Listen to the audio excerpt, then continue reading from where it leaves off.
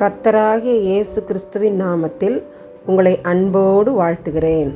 இன்று ஆண்டவர் நமக்கு தந்த வாக்குத்தத்த வசனம் எஸ்தர் 5:6. உன் வேண்டுதல் என்ன, அது உனக்கு கொடுக்கப்படும். Esther 5:6. What is your petition, it will be given you. அன்பான சகோதர சகோதரிகளே, கர்த்தர் வஸ்தி என்ற பட்டத்து ராணியை தள்ளிவிட்டு எஸ்தர் என்ற ஏழை பெண்ணை பட்டத்து ராணியாக மாற்றி அரியணையில் உட்கார வைக்கிறார். அரியணை ஏற்ற ஒரு சில மாதங்களில் மிகப்பெரிய தீங்கு எஸ்தரின் குலத்திற்கே வருகிறது. ஆமான் என்ற துஷ்ட மனிதன் யூத குலத்திற்கு எதிராக சட்டங்களை இயற்றி எல்லா நாடுகளுக்கும் அனுப்பிவிடுகிறார். மொர்தெகாய் என்ற தன்னுடைய சித்தப்பாவின் ஆலோசனையின்படி எஸ்தர் நானும் என் தாதிமாரும் உபவாசம் பண்ணுவோம் என்று சொல்லி அனுப்புகிறாள். அதன்படியே உபவாசித்து ஜெபிக்கிறாள். தன்னுடைய கணவர் ராஜாவை சந்திக்க புறப்படுகிறாள்.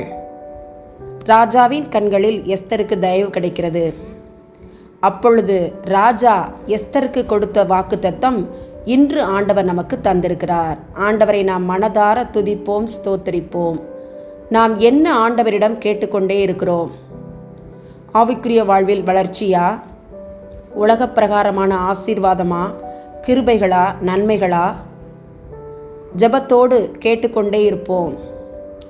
உலக பிரகாரமான ஒரு ராஜாவே தன்னுடைய மனைவியான ராணிக்கு கேட்டதை கொடுக்கும்போது நம் பரமபிதா எவ்வளவு அதிகமாக நமக்கு தருவார். ஜெபத்தோடு நாம் காத்திருப்போம். கர்த்தர் நாம் கேட்பதை விட அதிகமாக நமக்கு தருவாராக.